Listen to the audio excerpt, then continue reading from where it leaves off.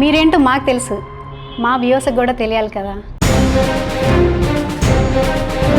మీరేంటి అనేది ఒక్కసారి ఒక చిన్న ఇంట్రడక్షన్.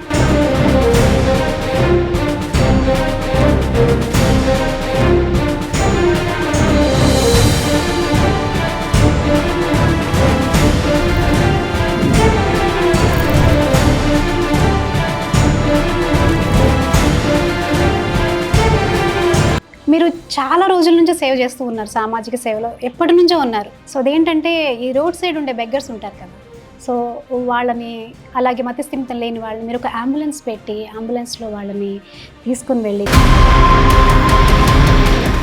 సో ఇలాంటి మంచి కార్యక్రమాలు చేస్తున్న మీరు, ఎంతో కాలం నుంచి సేవలో ఉంటున్న మీరు ఇప్పుడు రాజకీయాల్లోకి రావడానికి గల కారణం ఏంటి? రాజకీయాల్లో అయితే ఒక పరిమితి ఉండదు మేడం. రాజకీయం అనేసరికి ప్రభుత్వం నిర్మించుకుని. సార్ నెక్స్ట్ వచ్చి కాకినాడలో ఎన్నో పార్టీలు ఉన్నాయి కదా సార్, ఆ పార్టీలకు అతీతంగా ఎమ్మెల్సీ పదవికి మీరు ఇండిపెండెంట్ అభ్యర్థిగా పోటీ చేయడానికి ఏమైనా బలమైన కారణం ఉందంటారా? ప్రధాన కారణం ఏంటంటే మేడం, ప్రస్తుత రాజకీయ పరిస్థితి, నైతిక విలువలు ఏవైతే ఉన్నాయో అవి దిగజారుతూ ఉన్నాయి.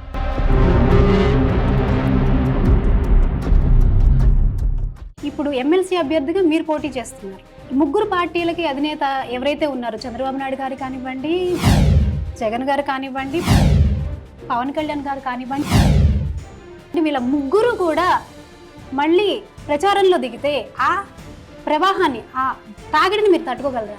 చంద్రబాబు నాయుడు గారు కానీ, పవన్ కళ్యాణ్ గారు కానీ, జగన్మోహన్ రెడ్డి గారు కానీ కాకినాడలో పుట్టలేదండి. కాకినాడలో పుట్టి పెరిగి ఇక్కడ ప్రజల సమస్యలను తెలుసుకుంది నేను. వీళ్ళలో ఎంతమంది పట్టా పొంది రోడ్డు మీద తిరుగుతున్నారో, వీళ్ళలో ఎంతమంది నిరుద్యోగులుగా ఉన్నారో, ఎంతమంది పొట్టకూటి కోసం వలసలు వెళ్ళిపోయారో నాకు తెలుసు వాళ్ళ బాధని. Hi sir. హలో హసన్ గారు, ఎలా ఉన్నారు? నమస్తే. చాలా సర్ప్రైజింగ్గా ఉంది మిమ్మల్ని ఇక్కడ మా ఛానల్లో చూడటం. వంశీ ఛానల్కి మీరు ఇలా రావటం చాలా హ్యాపీ. అలాగే మీరేంటో మాకు తెలుసు, మా వ్యూవర్స్కి కూడా తెలియాలి కదా. సో మీరేంటి అనేది ఒక్కసారి ఒక చిన్న ఇంట్రడక్షన్ మా వ్యూవర్స్కు. తప్పకుండా. నా పేరు హసన్ షరీఫ్ అండి. నేను ఒక మధ్యతరగతి పౌరుణ్ణి. నేను బీటెక్ మెకానికల్ చదివాను, అలాగే ఎంఏ పొలిటికల్ సైన్స్ చదివాను, ఇప్పుడు లా చదువుతున్నానండి. నేను మ్యారీడ్. నేను సామాజిక స్పృహతో కొన్ని పరిస్థితుల అంటే మనందరికీ తెలుసు, మనందరం కూడా ఏ పరిస్థితుల నుంచి బయటకు వచ్చామో ఆ సామాజిక పరిస్థితులందరినీ అవగాహన చేసుకొని ఈరోజు ఆ పరిస్థితులు ప్రతి ఒక్కరికి ఉండకూడదు, వాళ్ళ జీవితాల్లో వెలుగు ఉండాలి, వాళ్ళు కూడా బాగుండాలి అని చెప్పేసి నేను రాజకీయాల్లోకి రావడం జరిగిందండి. అంటే రాజకీయాలు అంటే మన స్థాయి కాదు. ఒక మధ్యతరగతి పౌరుడు ఎప్పుడు కూడా రాజకీయాలు అంటే చాలా భయపడతారు. అందుకనే సామాజిక సేవ చేస్తూ రాజకీయాలు కూడా సేవ చేయాలని రాజకీయాల్లో కూడా రావడం జరిగిందండి. సార్ హసన్ గారు, నాతో పాటు మా వ్యూవర్స్కి కూడా ఒక చిన్న చిన్న డౌట్స్ ఉన్నాయి మీ నుంచి. డౌట్స్ క్లారిఫై చేయాలని చెప్పని కోరుకుంటున్నాను. సో ఫస్ట్ క్వశ్చన్ ఏంటంటే, మీరు చాలా రోజుల నుంచి సేవ చేస్తూ ఉన్నారు, సామాజిక సేవలో ఎప్పటి నుంచో ఉన్నారు, మంచి మంచి కార్యక్రమాలు చేస్తూ ఉంటారు. రీసెంట్గా కూడా నేను మీ వీడియో ఒకటి చూస్తున్నాను. సో అదేంటంటే ఈ రోడ్ సైడ్ ఉండే బెగ్గర్స్ ఉంటారు కదా, సో వాళ్ళని, అలాగే మతిస్థిమితం లేని వాళ్ళని మీరు ఒక అంబులెన్స్ పెట్టి అంబులెన్స్లో వాళ్ళని తీసుకుని వెళ్ళి చక్కగా వాళ్ళకి హెయిర్ కట్ చేయించి, స్నానం చేయించి, మంచి బట్టలు ఇచ్చి, ఇట్లాంటి మంచి మంచి కార్యక్రమాలు ఎన్నో చేస్తూ ఉన్నారు కదా. సో నేను కూడా చాలా ఇంప్రెస్ అయి ఉన్నాను ఆ విషయాల్లో. సో ఇలాంటి మంచి కార్యక్రమాలు చేస్తున్న మీరు, ఎంతో కాలం నుంచి సేవలో ఉంటున్న మీరు ఇప్పుడు రాజకీయాల్లోకి రావడానికి గల కారణం ఏంటి? రాజకీయాల్లో అయితే ఒక పరిమితి ఉండదు మేడం. సేవ ఇప్పుడు మీరు చెప్పినటువంటి సేవ చేయాలంటే దానికి కొంచెం ఫ్రెండ్స్ సపోర్ట్ అందరూ కావాలి. రాజకీయం అనేసరికి ప్రభుత్వం నిర్మించుకుని ఇటువంటి ఎవరైతే ఉన్నారో, అనార్థులు ఎవరు ఉన్నారో వారందరికీ మనం నిజంగా సేవ చేయొచ్చు. ఇప్పుడు ఉదాహరణకి మనం ఎవరికైనా భోజనం పెట్టాలనుకోండి, అది మన దగ్గర ఒక పరిమితి ఉంటుంది. అదే ప్రభుత్వం తలుచుకుంటే ఒక పథకం తీసుకొస్తుంది, వారి అందరినీ ఏ విధంగా సేవ చేయగలుగుతుంది, చాలా పకడ్బందీగా అందరికీ, అంటే గ్రౌండ్ లెవెల్ వరకు ఆ పథకం రీచ్ చేసి వాళ్ళ యొక్క ఆకలిని తీరుస్తుంది, వాళ్ళ అవసరాలను, మౌలిక వసతులు ఏవైతే ఉన్నాయో అవన్నీ కూడా తీరుస్తుంది. కాబట్టి రాజకీయం అనేది కూడా నా దృష్టిలో ఒక సేవే. Okay, very nice. ఆ సేవను నేను చెయ్యాలని నేను నిర్ణయించుకొని ఈరోజు ఆ రాజకీయాల్లో పూర్తి స్థాయిలో రాజకీయాల్లో రావాలని ఈ స్టెప్ తీసుకున్నాను మేడం. తొలి అడుగు నాది. Very nice. అక్కడ కూడా నాకు దేవుడి దయ వల్ల అందరూ మంచి సపోర్టర్స్ ఉన్నారు. ఓకే. ఏదైతే మీరు ఇప్పుడు చెప్పారో అది కాకినాడ సేవా సమితి. అది కోవిడ్లో మేము స్టార్ట్ చేసాం. ఏవైతే అనాథలు ఉన్నారో లేకపోతే కోవిడ్లో మనందరం చూసాం, బాగా డబ్బున్న వాళ్ళు కూడా కోవిడ్ బారిన పడి చనిపోతే వారి యొక్క కర్మ కార్యక్రమాలు కానీ దహన కార్యక్రమాలు కానీ ఏవైతే అంతిమ కార్యక్రమాలు ఉన్నాయో అవి ఎవరు చాలా మంది చేయడానికి భయపడేవారు, ఎందుకంటే అది స్ప్రెడ్ అయ్యే వ్యాధి కూడా. ఇంకా మా మిత్రులు ఉన్నారు చాలామంది, వాళ్ళందరూ కూడా చాలా డేర్ చేసి చేశారు. ఆ విధంగా ఆ అంబులెన్స్ సర్వీస్ని మేము కొనసాగించాలని మళ్ళీ పునఃప్రారంభించాం. అందులో ఈ యొక్క సబ్జెక్ట్ కూడా తీసుకున్నాం. ఎవరైతే బయట రోడ్ సైడ్ ఉన్న బెగ్గర్స్ వాళ్ళు ఉన్నారో వాళ్ళని ఈ పరిశుభ్రంగా ఉంచాలనేసి. ఎందుకంటే అందరూ అన్నం పెడతారు కానీ వారి యొక్క పరిశుభ్రతను ఎవరు పట్టించుకోరు. వాళ్ళు పరిశుభ్రంగా ఉంటే కొన్ని రోజులైనా సరే కొంచెం వ్యాధికి దూరంగా ఉంటారని చిన్న కార్యక్రమం. చాలా బాగుందండి సార్. నెక్స్ట్ వచ్చి కాకినాడలో ఎన్నో పార్టీలు ఉన్నాయి కదా సార్. సో ఆ పార్టీలకు అతీతంగా ఎమ్మెల్సీ పదవికి మీరు ఇండిపెండెంట్ అభ్యర్థిగా పోటీ చేయడానికి ఏమైనా బలమైన కారణం ఉందంటారా? అంటే ప్రధాన కారణం ఏంటంటే మేడం, ప్రస్తుత రాజకీయ పరిస్థితులు. పట్టభద్రుల ఎమ్మెల్సీ ఏదైతే ఇప్పుడు మనం పోటీ చేయడానికి నిర్ణయం తీసుకున్నానో, ఇంకా దీని నామినేషన్, దీని ఇంకా ప్రక్రియ చాలా టైం ఉంది. అయితే నేను నిర్ణయం తీసుకోవడానికి ప్రధాన కారణం ప్రస్తుత రాజకీయ పార్టీలలో ఉన్నటువంటి నైతిక విలువలు ఏవైతే ఉన్నాయో అవి దిగజారుతూ ఉన్నాయి. మన చట్టసభలు ఏవైతే ఉన్నాయో ప్రజాధనం కోట్ల రూపాయలు వెచ్చించి చట్టసభల్లో విధానసభల్లో మన యొక్క భవిష్యత్తును నిర్ణయించే ఒక చట్టాన్ని తయారు చేసే ప్రాంతం, అది చాలా పవిత్రమైన ప్రాంతం. అక్కడ వ్యక్తిగత దోషణలు కానీ పార్టీలను కాపాడుకునే పాలసీలు కానీ ఒకరి మీద ఒకరు ఇంకా కొట్టుకునే వరకు వెళ్ళిపోయే పరిస్థితి ఉంది. ప్రజల వాయిస్ని తీసుకెళ్లే వాళ్ళు ఎవరు లేరండి. అది నన్ను చాలా బాధించింది అన్నాడు. ప్రజల వాయిస్ని, ప్రజల కష్టాల్లో ఉన్నారు, వాళ్ళ వాయిస్ని తీసుకెళ్లి చట్టసభల్లో వినిపించి మేము ఏదైతే పరిస్థితులు ఎదుర్కొన్నామో మన యొక్క మధ్యతరగతి పేద ప్రజలు ఎవరైతే మనం కూడా దాటుకుని వచ్చాం, అటువంటి పరిస్థితుల్ని వాళ్ళు కూడా చూడాలి. కానీ వాళ్ళు ఏంటంటే అవి పట్టించుకోకుండా పార్టీ ప్రధానం, పార్టీ పాలసీ ప్రధానం, పార్టీ అధికారంలోకి వచ్చాక పార్టీ ఎజెండా ఉండకూడదండి, ప్రభుత్వం ఉంటుంది అక్కడ. ఇప్పుడు ఒక ప్రభుత్వం అధికారంలోకి వచ్చిందంటే ఆ ప్రభుత్వం చేయాల్సినటువంటి రాజ్యాంగబద్ధం మనకి ఒక స్కేల్ ఉంది. అందులో మనం విద్య, వైద్యం, ఉపాధి అవకాశాలు ఇవన్నీ కూడా మ్యాండేటరీ. ఒక సామాన్యుడు అవన్నీ ఒకటే చేసుకోలేడు. కాబట్టి ప్రభుత్వం చేసి వాళ్ళకి ఒక దారిని చూపిస్తుంది. ఇటువంటి పవిత్ర స్థలంలో ఏదైతే మనం చూస్తున్నామో ప్రజలు కూడా అసహించుకుంటున్నారు, విసిగిపోయారు. కాబట్టి అటువంటి పార్టీలతో నేను అసోసియేట్ అవ్వడం, ఆ పార్టీలని ఇప్పుడు ఒకవేళ ఆ పార్టీ నాకు టికెట్ ఇచ్చినా లేకపోతే పార్టీలో నేను ఎమ్మెల్సీగా గెలిచినా నా గడవను నేను వినిపించలేను. అంటే పబ్లిక్ వాయిస్ నేను వినిపించలేను. ఇక్కడ పార్టీ ఎజెండానే నేను పనిచేయాల్సి ఉంటుంది. సో నేను ఒక పప్పెట్గా ఉండడం ఇష్టం లేక ఒక ఇండిపెండెంట్గా నేను పట్టభద్రుల ఎదుర్కొన్న సమస్యలపై, అలాగే విద్యా వ్యవస్థపై, వీటి ఉపాధి అవకాశాలపై ఏవైతే ఉన్నాయో సమస్యలు ఎన్నో సంవత్సరాల నుంచి ఉండిపోయాయో వాటిని నేను గలమెత్తాలని, ఇండిపెండెంట్గా నా వాయిస్ ద్వారా వాళ్ళకి నిజంగా న్యాయం చేయాలని, ఇదో కూడా ఒక సేవ అయినట్టు అనుకుని నేను ఒక అడుగు వేసాను. Sir next question. సో చాలా మంది రాజకీయ నాయకులు నేను చూస్తూ ఉంటాను, సో మేము సేవ చేయడానికి రాజకీయాల్లోకి వచ్చాము అని చెప్తూ ఉంటారు.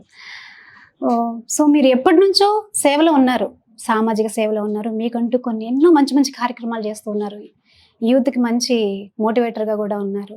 సో ఇలా ఉన్న మీరు రాజకీయాల్లోకి రావడానికి బలమైన కారణం ఏంటి? దట్టు రాజకీయాలకి రాకముందు మీరు చేసే సేవలకి, వచ్చిన తర్వాత మీరు చేసే సేవలకి ఏమన్నా తేడా ఉంటుందంటారా? అదే ఉంటుందండి, చెప్తున్నాను కదా. ఇప్పుడు హసన్ కానీ లేకపోతే మీరు కానీ లేకపోతే మన మీడియా కానీ చేయాలనుకుందండి, మన దగ్గర ఒక ఎక్స్ అమౌంట్ ఉంది సార్, ఇందులో మన ఖర్చులు పోను, దాన్ని మనం చేయగలుగుతాం. ప్రభుత్వానికి ఆ పరిధి ఉండదు. ప్రభుత్వం పథకం ప్రవేశపెడితే దానికి ధర్మబద్ధంగా ఒక చేయగలుగుతుంది. ఆ విధానం ప్రభుత్వంలోనే చేయగలం. మామూలుగా ఒంటరిగా అంటే ఒక పరిధి, ఒక లిమిటెడ్గా పనిచేస్తాం.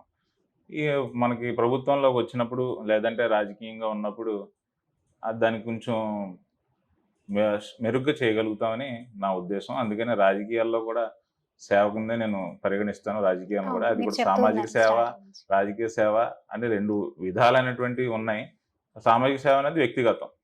మన ఫ్రెండ్స్ లేకపోతే మన కాలనీ వాళ్ళు, మన స్టూడెంట్స్, మన కొలీగ్స్ వాళ్ళందరూ కూడా తలుచుకుంటే చేసుకుంటారు. అవును. కానీ కొన్ని పరిమితులు వచ్చేసరికి వాళ్ళని కూడా చేయడానికి లేదు. అవును. ఇప్పుడు మేము కోవిడ్‌లో సేవ చేసాం. కోవిడ్‌లో సేవ చేసినప్పుడు ప్రభుత్వం వాళ్ళు ఆ రెడ్ క్రాస్ వాళ్ళ సహాయంతోనే చేసింది. కానీ వాలంటీర్‌గా ఒక వ్యవస్థ లేదక్కడ. నిజమే. మనందరికీ తెలుసు. అవును. అలాంటి టైంలో మేము మనలాంటోళ్ళు ఉపయోగపడతారు. అదే వాళ్ళు ఒక వ్యవస్థను పెడితే, సపోజ్ ఒక నదిలో కొట్టుకుపోయారు. అప్పుడు మన దగ్గర మనం అది చేయలేం అది. చేయలేం. అది ప్రభుత్వం దగ్గర ఎన్‌డీఆర్‌ఎఫ్ అని ఉంటది. వాళ్ళు ఒక వ్యవస్థని ఆల్రెడీ నిర్మించుకున్నారు. ఆర్మీ అని నిర్మించుకున్నారు. కాబట్టి రాజకీయాల్లో అయినా సరే, సామాజికంగా అయినా సరే ప్రజలు బాగుండాలి, ప్రజలకు ఉపయోగపడాలి. అదే విధంగా మనం ఇది నెక్స్ట్ లెవెల్ సామాజిక సేవ కన్నా రాజకీయ సేవ నెక్స్ట్ లెవెల్ అని నేను అనుకుంటున్నాను. మరి ఆ విధంగా నేను సేవ చేయాలని ప్రజలకి అడుగు వేయడం జరిగింది. సరే, ఒక చిన్న క్వెషన్. సో, ఉభయ గోదావరి జిల్లాలు ఏవైతే ఉన్నాయో, మీరు ఎమ్మెల్సీ పదవికి ఇండిపెండెంట్ అభ్యర్థిగా పార్టిసిపేట్ చేస్తున్నారు. సో, నెక్స్ట్ వచ్చే యూత్‌కి, అలాగే గ్రాడ్యుయేట్స్ అయిన వాళ్ళకి మీరిచ్చే సలహా ఏంటి? సందేశం ఏంటి? మా ఛానల్ తరఫు నుంచి. నేనిచ్చే ఇప్పుడు పట్టభద్రులైనా యువత ఎక్కువ మంది యువతే ఉంటారు. కొంతమంది పట్టభద్రుల్లో 70 దాటినోళ్ళు కూడా ఉన్నారు. కాకపోతే వాళ్ళందరినీ ముఖ్యంగా వాళ్ళందరికన్నా యువత ఎవరైతే యువత. ఉన్నారో వాళ్ళకి మనం ఇన్స్పిరేషన్‌గా అవ్వాలని నా ఉద్దేశం. ఎందుకంటే ఓకే. డబ్బున్నవాడే రాజకీయం చేయాలి. లేపోతే ఫలానా వారసులు రాజకీయాల్లో వారసులుంటే వాళ్ళే రాజకీయాల్లో రావాలి అని ఒక అపోహ సృష్టించి అవును. మనం పెట్టాం. కానీ రాజ్యాంగం మనకు చాలా చాలా ఫీజిబిలిటీ ఉందండి. రాజ్యాంగంలో మనకు చాలా ఇది ఉంది, వెసులుబాటు ఉందండి. ఎందుకంటే మన నామినేషన్ వేయడానికి ఖర్చు నార్మల్‌గా జరిగే ఖర్చులు చాలా తక్కువుంటాయి. అవును. కానీ నామినేషన్‌లో మనం ఆ నామినేషన్ గాని లేకపోతే రాజకీయ ఒక పార్టీ ఒక ఎమ్మెల్యే టికెట్ రావడానికి కొన్ని కోట్లు ఖర్చు పెట్టాలనో, లేకపోతే గెలవడానికి ఇన్ని కోట్లు ఖర్చు పెట్టాలనో, మన యొక్క వాయిస్‌ని వినిపించడానికి మనం చాలా కష్టపడాలేమో అని అనుకుంటాం. కానీ మనకిప్పుడు సాంకేతిక పరంగా సోషల్ మీడియా వచ్చేసింది. అవును. ఇప్పుడు మీ ఛానలే ఉంది. అవును. ఎంతో మందికి రీచ్ అవుతుంది. యెస్. మీ ఛానల్ ద్వారా నేను వాయిస్ వినిపించుకుని నాకు కూడా మీరు అవకాశం ఇచ్చారు. అవును. కాబట్టి ప్రజలు చూస్తారు. ఇప్పుడు అందరి చేతుల్లో ఫోన్స్ వచ్చినాయి. ఇంతకు ముందులా కాదు. ఖచ్చితంగా నిజాయితీ కలిగినోడు, నిబద్ధత కలిగినోడు ఎవరు అనేది వాళ్ళకి అవగాహన ఉంటుంది కాబట్టి వాళ్ళ దగ్గరికి మనం రీచ్ అవ్వడమే కష్టం అవుతది. ఇదొక్కటే పెద్ద కష్టమైన పని. మిగిలినదంతా కూడా ఏదైతే బూటకం సృష్టించారో భూతం తీసుకొచ్చి ప్రజల మస్తిష్కాల్లో పెట్టడం జరిగిందో, రాజకీయం అంటే చాలా కష్టమైన పని. అది అందరూ చేయలేరని దూరం అయిపోతున్నాం. మన భవిష్యత్తుని వేరే వాళ్ళ చేతుల్లో పెడుతున్నాం. అవును. మన భవిష్యత్తు మాత్రమే కాదు, మన తరాల భవిష్యత్తుని కూడా వాళ్ళ చేతుల్లో పెట్టి మనం చాలా నష్టపోతున్నాం. కాబట్టి యువత అందరినీ కూడా నేను చెప్పదలుచుకుంది అదే. మీరు ఏ రంగంలో అయినా ఉండండి. నిజాయితీగా ఉండండి. మీరు ఆ నిజాయితీగా ఉండడం వల్ల ఆ రంగంలో మీరు మంచి స్థానంలోకెళ్ళి మీలాంటి వాళ్ళందరినీ కూడా మీరు తీసుకురాగలరు. మంచి పొజిషన్‌లో తీసుకురాగలరు. మీడియా ఉంది. పక్షపాతం లేకుండా మీరు నిజంగా నిజాలను తీసుకెళ్ళి చూపిస్తే నిజంగా మాలాంటి వాళ్ళు ఎంతోమంది సేవ చేయగలుగుతారు. అవును. ధైర్యంగా అదే మీరు ముందుకొస్తారు చాలా ధైర్యంగా మంది. ముందుకొస్తారు. చాలా ధైర్యంగా ముందుకొస్తారు. అదే ఇందులో కూడా పక్షపాత ధోరణి లేకపోతే ఇది కూడా కమర్షియల్ అవుతే ఏమవుతది? మనం చేయలేం. అవును. ఎందుకంటే ప్రతి రంగంలో కూడా నిజాయితీ పరులుంటే తప్పకుండా సమాజంలో శాంతి ఉంటది. సమాజం బావుంటదని నా యొక్క ఉద్దేశం. సార్, ఇప్పుడు ఉభయ గోదావరి జిల్లాల్లో చాలామంది అభ్యర్థులు ఉన్నారు పార్టిసిపేట్ చేసేవాళ్ళు. అలాగే ప్రధాన పార్టీలు ఉన్నాయి. ఏవైతే Telugu Desam party, BJP, Janasena, opposite party YSRCP, ఈ 4 ప్రధాన పార్టీలని కాదని మీకు మీరుగా స్వతంత్ర అభ్యర్థిగా పోటీ చేయడానికి గల బలమైన కారణం ఏంటి? మీ దగ్గర వాళ్ళందరిని ఎదుర్కోవడానికి కావాల్సిన అస్త్రాలు ఏంటి? అంటే మీ బలం ఏంటి? చాలా మంచి ప్రశ్న అడిగారండి. నాకున్నటువంటి బలం ముందు ప్రజలు తర్వాత దేవుడి ఆశీర్వాదాలు నాకు ఉన్నాయని నేను నమ్ముతున్నాను. అంతేకాదు ప్రజలు ఆ పట్టభద్రులు ఎవరైతే ఉన్నారో గతంలో ఐవి రావు గారని ఒక అత్యంత సామాన్యమైనటువంటి వ్యక్తిని చట్టసభలకు పంపించడం జరిగింది. వారిని మేము ఇన్స్పిరేషన్‌గా తీసుకోవడం జరుగుతుంది. ఎందుకంటే అతను ఎటువంటి ఖర్చు చేయకుండా ప్రజల్లో తన యొక్క గళాన్ని వినిపించి ప్రజల సమస్యలను విధానసభల్లో వినిపించే సత్తా ఆయనకు ఉందనే ఒక నమ్మకాన్ని ఆయన ప్రజల్లో కల్పించడం జరిగింది. ఆ పట్టభద్రులు అందరూ కూడా ఆయన్ని ఎన్నుకోవడం జరిగింది. ఆయన విధానసభకు, చట్టసభలో వెళ్ళడం కూడా జరిగింది. కాబట్టి ఇటువంటి వ్యక్తులను కూడా ప్రజలు ఆశీర్వదిస్తారు, పట్టభద్రులు ఆశీర్వదిస్తారు కాబట్టి నేను కూడా అదే నమ్మకంతో అడుగు వేయడం జరిగింది. అలాగే మీరు అడిగినటువంటి పార్టీలు ధీటుగా నేను నిలబడగలనా అంటే తప్పకుండా నిలబడగలను. ఎందుకంటే కూటమి అభ్యర్థి గాని, లేకపోతే మీరు చెప్పినట్టు పార్టీల అభ్యర్థులు గాని ఎవరు కూడా ప్రజల్లో అంతగా మమేకం అయ్యి లేరు. వారి యొక్క పార్టీ విధానాలను మాత్రమే ప్రజల్లోకి తీసుకెళ్ళి వాళ్ళు పార్టీని అండగా చూసుకునే పోటీలో నిలబడ్డారు గానీ, వ్యక్తిగతంగా వాళ్ళకున్నటువంటి ఇటువంటి సామర్థ్యం గాని, సేవా గుణం గాని, లేకపోతే ప్రజల్లో ఉన్నటువంటి రాజకీయ, సామాజిక చరిత్ర గాని మనతో పాటు సమానంగా లేకపోవడమే నా యొక్క బలం. నేను ప్రజల్లో ఉన్నాను. ప్రతి సమస్య, చిన్న సమస్య నుంచి పెద్ద సమస్య వరకు ప్రతి సమస్యపై గళం విప్పుతాను అనే ఒక ముద్ర నాకు ఉంది. కాబట్టి అన్ని పార్టీలలో కూడా నాకు అభిమానులున్నారు. అలాగే ప్రతి చోట కూడా నాకు పట్టభద్రులు ఎవరైతే ఉన్నారో వాళ్ళు మద్దతు తెలిపారు. వాళ్ళ యొక్క సహకారంతోనే, వాళ్ళ యొక్క అభిప్రాయాలతోనే నేను ఈ నిర్ణయం తీసుకోవడం జరిగింది. వాళ్ళే నన్ను గెలిపిస్తారని నాకు నమ్మకం కలిగింది. అందుకే నేను పోటీ చేయడానికి సిద్ధమయ్యాను. హసన్ గారు, ప్రత్యేక రాజకీయ ప్రస్థానం కలిగిన కాకినాడ ఏదైతే ఉందో, గత సార్వత్రిక ఎన్నికల్లో కూడా చంద్రబాబు నాయుడు గారు కానివ్వండి, పవన్ కళ్యాణ్ గారు కానివ్వండి, వైసీపీ అధినేత ఎవరైతే ఉన్నారో జగన్ గారు కానివ్వండి, ముగ్గురు కూడా కాకినాడని తుది ప్రచారం ముగించారు. అలాగే ఇప్పుడు ఎమ్మెల్సీ అభ్యర్థిగా మీరు పోటీ చేస్తున్నారు. ఓకే అండి, పట్టభద్రులకి ఎమ్మెల్సీ అభ్యర్థిగా మీరు పోటీ చేస్తున్నారు ఇండిపెండెంట్గా. ఇప్పుడు అదే కాకినాడని ముగ్గురు పార్టీలకి అధినేత ఎవరైతే ఉన్నారో చంద్రబాబు నాయుడు గారు కానివ్వండి, జగన్ గారు కానివ్వండి, పవన్ కళ్యాణ్ గారు కానివ్వండి, వీళ్ళ ముగ్గురు కూడా మళ్ళీ ప్రచారంలో దిగితే ఆ ప్రవాహాన్ని, ఆ తాగిడిని మీరు తట్టుకోగలరా? తప్పకుండా తట్టుకోగలనండి. ఎందుకంటే చంద్రబాబు నాయుడు గారు కానీ, పవన్ కళ్యాణ్ గారు కానీ, జగన్మోహన్ రెడ్డి గారు కానీ కాకినాడలో పుట్టలేదండి. కాకినాడలో పుట్టి పెరిగి ఇక్కడ ప్రజల సమస్యలను తెలుసుకుంది నేను. ఇక్కడ పట్టభద్రుల సమస్యలు నాకు తెలుసు. వీళ్ళలో ఎంతమంది పట్టా పొంది రోడ్డు మీద తిరుగుతున్నారో, వీళ్ళలో ఎంతమంది నిరుద్యోగులుగా ఉన్నారో, ఎంతమంది పొట్టకూటి కోసం వలసలు వెళ్ళిపోయారో నేను చూస్తున్నాను. కాబట్టి నాకు తెలుసు వాళ్ళ బాధని. నేను వాళ్ళతో కలిసి ఉన్నప్పుడు వాళ్ళే నన్ను ఎన్నుకోగలుగుతారు. ఎక్కడి నుంచో వచ్చి ఇక్కడ సమస్యల కోసం మాట్లాడడం, లేకపోతే ఇక్కడ ఏదో రాజకీయంగా దాని యొక్క ప్రవాహం తీసుకురావడం వల్ల వాళ్ళు పట్టభద్రులు వాళ్ళకి పట్టం కట్టరండి. పట్టభద్రులు కంపల్సరీగా తప్పకుండా నాకే పట్టం కలుగుతారు. పైన దేవుడి ఆశీర్వాదాలు నాకున్నాయి, పట్టభద్రుల యొక్క ఆశీర్వాదాలు కూడా నాకున్నాయని నాకు దృఢ సంకల్పం ఉంది, నాకు ఆత్మవిశ్వాసం ఉంది. అందుకే నేను ఈ నిర్ణయం తీసుకుని వాళ్ళ యొక్క సమస్యలను చట్టసభల్లో వినిపించడం కోసం ఈ యొక్క నిర్ణయం తీసుకోవడం జరిగింది. హసన్ గారు, మీపై మీకున్న దృఢ సంకల్పం, ప్రజాసేవ చేయాలనే మీ ఆలోచన, ప్రజల్లో మీకున్న సపోర్టు, అలాగే దైవ బలం, ఈ మూడిటి ద్వారా ఎమ్మెల్సీ అభ్యర్థిగా ఉభయ గోదావరి జిల్లాల్లో ఎమ్మెల్సీ అభ్యర్థిగా మీరు గెలిచిన వెంటనే పట్టభద్రులకి మీరు చేసే న్యాయం ఏంటి? నేను గెలిచిన వెంటనే పట్టభద్రులు ఎవరైతే ఉన్నారో వారి యొక్క ప్రధాన సమస్య ఉపాధి అవకాశం, వారి యొక్క ఉద్యోగ కల్పన అనేది దానిపై నేను తప్పకుండా దృష్టి పెడతాను. ఎవరైతే పట్టభద్రులు ఉన్నారో వాళ్ళు పట్టా పొందిన తర్వాత రోడ్డు మీద అయోమయంగా తిరిగే పరిస్థితి వస్తుంది. వాళ్ళ వెనక వీళ్ళ వెనక తిరగడం, రికమెండేషన్లు చేసుకోవడం, లేకపోతే వలస వెళ్ళిపోవడమే తప్పించి వాళ్ళకి ఉన్న ప్రాంతంలో ఉపాధి అనేది కల్పన చాలా కష్టమైనటువంటి పని. అంతేకాకుండా విద్యా వ్యవస్థలో ఏదైతే ఉన్నాయో, నైతిక విలువలు ఏవైతే ఉన్నాయో అవి పతనం అవుతూ విద్యార్థి దశ నుండే మద్యానికి లేదా మాదక ద్రవ్యాలకి బానిసలుగా మారి వారు కూడా వారి యొక్క నైతిక జీవితం ఏదైతే ఉందో లేదా విద్యా జీవితం ఉందో అదంతా పూర్తిగా నాశనం చేసుకోవడం జరుగుతుంది. ఈ రెండు ప్రధానంగా నా ఎజెండాల్లో నేను తీసుకోవడం జరుగుతుంది. వారు ఎవరైతే ఉన్నారో పట్టభద్రులు వారందరికీ ఉపాధి కల్పన అనేది నేను ఏదో విధంగా చట్టరీత్యా వాళ్ళకి వచ్చేలాగా 10వ తరగతి నుండే వాళ్ళకి స్కిల్ డెవలప్మెంట్ సెంటర్లను ఏర్పాటు చేసి వాళ్ళకి అక్కడ నైపుణ్యతను పెంచడం జరుగుతుంది. దానికి ఒక ప్రత్యేక తరగతిని కూడా, ఎలాగైతే స్పోర్ట్స్కి ఒక తరగతి ఉంటుందో అలా ఒక స్కిల్ డెవలప్మెంట్ ఒక తరగతిని ఏర్పాటు చేసి స్కిల్ డెవలప్మెంట్ సెంటర్స్ ప్రతి ప్రభుత్వ పాఠశాలలో కానీ, కుదిరితే మండలానికి ఒక కేంద్రాన్ని కానీ ఏర్పాటు చేసి అక్కడ వాళ్ళని నైపుణ్యంగా తీర్చిదిద్ది వాళ్ళు పట్టా పొంది బయటకు వచ్చేసరికి వాళ్ళు ఏం అవ్వాలనుకుంటున్నారో ఆ ఉద్యోగం వైపు వాళ్ళని నడిపించే విధంగా ఆ విద్యా వ్యవస్థలోనూ నేను మార్పులు తీసుకురావాలని కోరుకుంటున్నాను.